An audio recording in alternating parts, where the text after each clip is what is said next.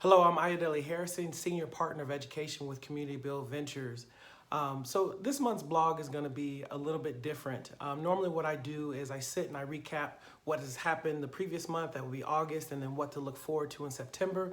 But a couple weeks ago, my team sat me down and was like, we want to know what's on your heart, what's keeping you up, what are your priorities in education as the school year is starting, because it is starting for many in the South. It started late July, early August, so they've been been in school for almost a month now, and then others across the country are starting after Labor Day. So September 7th or 8th, I think 7th will be the first day of school. And so my team was saying, like, what is it that's on your mind? And so in this blog that you'll read below, you'll see that I've identified three education priority areas and then some strategic approaches to address those particular priority areas. So before I really talk with them and drop into them, I did want to pause and do Brave Space Building. So Brave Space Building, for those who aren't familiar, again, the Brave Space Building is a 6-step framework that we use to really help educators, people that we're working with, show up as their authentic self, and then lean in to challenging conversations around race, racial equity, and so on and so forth. And so it's 6 parts, but we're just going to do those 3 parts. And those 3 parts are gratitude, feelings, and intentions. And so gratitude, I am really grateful right now. I sit in gratitude for the village. Just this past, for my village, just this past, and celebrating, as you know, in my previous blog, a 10-year anniversary. So just this a couple weeks ago, I was able to take my wife on what she says it was the trip of a lifetime. She's an avid tennis fan, and so we went to the US Open, and but we went without children. So I'm just grateful for Neith Sankofa and the community that has taken care of our daughter, that made sure that our home was well and our business and our work kept going. So just really grateful for the village for allowing us to be able to step away and find and cultivate joy in traveling somewhere and experiencing the US Open together, and meeting up with friends in New York City and the surrounding areas. And so that's what I'm grateful for. How am I feeling right now? I'm really feeling joyful. I'm feeling energized. I'm feeling very productive in this particular moment. So those are the things that I'm feeling.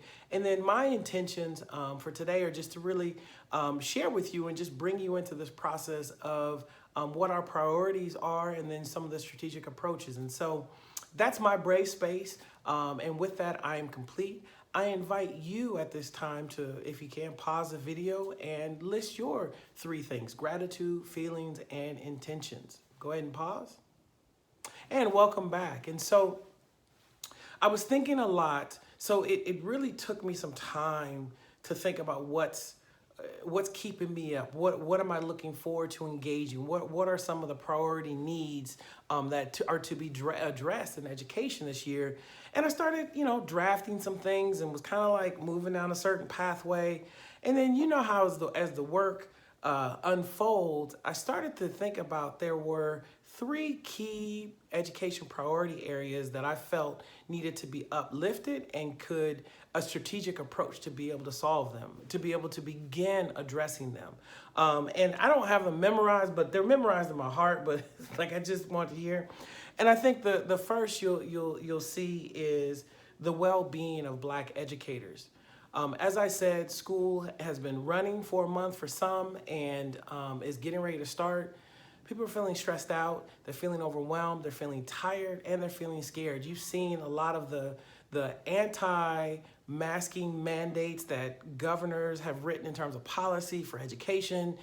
And so there is this challenge of really creating these learning and sustaining these equitable learning environments, but then balancing all these different needs that are coming up. Being safe, but then also creating an engaging learning environment. For some, this is the first time that they're returning back to in-person instruction. So just so much. So that is one of the things that I think is a priority need in education, is addressing the well-being of Black educators. And so I talk about that and give some strategic approaches to that below. The second priority is dismantling white supremacist culture in our schools. I know that sounds like and is a very big task. But I've been thinking really a lot with Natasha, our president and CEO, and our team, Neith and Keisha, and just our whole team about thinking about this culture of white supremacy and how it shows up. And we've really been leaning on the work of Tema Okun, who, to my surprise, I didn't know. I actually, looked up and started reading some, and is a white woman, an older white woman, who really talks about and who talks about and highlights some of the attitudes and behaviors that make up white supremacist culture, or some might say white dominant culture, and how that shows up as a society, but then also how does it show up in our organizations, in our schools? How does it show up in our faculty meetings? How does it show up in our interactions with our colleagues? How does it show up in the decision to release a statement supporting Black Lives Matter movement, or saying that we are an anti-racist, anti-biased institution, and we're walking in that journey, and realizing that even in those gestures, that movement towards more equitable schools and more inclusive schools, there's still white dominant culture at play, and some other work that needs to be done to really dismantle that in ourselves. And so below in the strategic approach, I give some thoughts about how we at CommunityBuild Ventures are planning to really begin to prepare and create the conditions for people to begin to dismantle it from the inside out. So that's another priority. The third one is just something, and I've said this on blogs before. Natasha and I have talked about this a lot. And the third education priority is putting the development back into workforce development. Because I see so much in public schools, private schools, and international schools. There's a diversity agenda. There's a teacher diversity agenda. So many people have written about the need, the benefits of having greater teacher diversity, how our students benefit, how our communities benefit, how our colleagues benefit, right?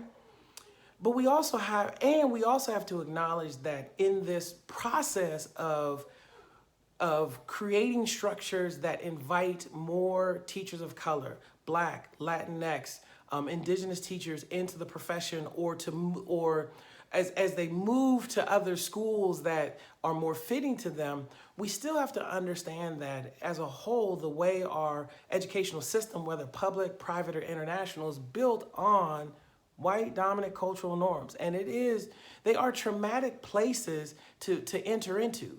And so it is up to all parties, the schools that are trying to become more equitable learning places, and then also the recruitment process, the training, the preparation of teachers, the development of teachers. And one of the things that I see that is key, that is missing, is this development of how are we preparing our educators of color, let's say specifically Black educators, to enter these environments, to enter authentically, to sustain themselves, and then also thrive. So there's one thing to have a great interview, to put together a great cover letter, to have a strong resume, all those things, right, to get the job. But what does it take to actually thrive on the job? And I feel like there's an opportunity gap that's there, and an opportunity for us to really focus on what skills, what practices, self-care, navigating conflict, also understanding their identity and how they show up. What other skills, knowledge, and mindset can we be equipping our educators to walk more strongly and enhance as they're getting ready to enter these environments? Because it's one thing as a school to check off that we have 30% of our staff are staff of color, right? But we know that in many schools that their experience is challenging. So below I talk about strategic approach, and I also list some resources so you can better understand the challenges that our educators are experiencing in all of these environments. Now, the challenges that a person of color might experience let's say specifically a person of color, maybe a black educator here in Atlanta and working in a public education is going to be different than a black educator here in Atlanta, slightly different, entering an independent or a private school. And so there is some commonalities with that, but there are some nuances. And I talk about that below, the little bit of the nuance of how that's different. But nonetheless, all educators of color, all black educators would ability to position themselves to thrive, to be more effective, and to want to grow, want to stay in the school that they're working at, continue to grow, and also thrive. There's some other things that we need to do in terms of putting development back in workforce development. And that's not a process that should just be guessed upon, done a little bit of research. I've said this before, it takes highly qualified experts to really develop educators and develop humans, adults, into really being able to navigate these, because we can't just make it up and say, oh, you know, I took a class in mindfulness, or oh, I took a class in conflict. Like, really, there's an approach that we have to really prepare our educators and make sure that they're experts, because if we don't, and we're trying to create these spaces where we're preparing this skill, this knowledge to enter into trauma-inducing school environments, we can end up hurting the educator even more in the preparation process. So anyway, so those are the three priorities that are focused on below the well-being of teacher educators, dismantling white supremacist culture in our schools, and then also putting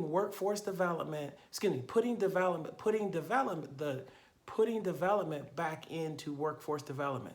I thank you for taking a moment to listen to this. Please go ahead and read below. If you have any questions or comments, please make sure that you reach out. You can find me Ayodele at CommunityBuildVentures.com. Also below, there's a link for you to schedule a meeting if you want to talk about any one of those priorities, and then the strategic approach that we have that we're able to create to be able to help you in your environment, whether you are a nonprofit or a for-profit that is working in the education space, or if you're a school leader, school network, district.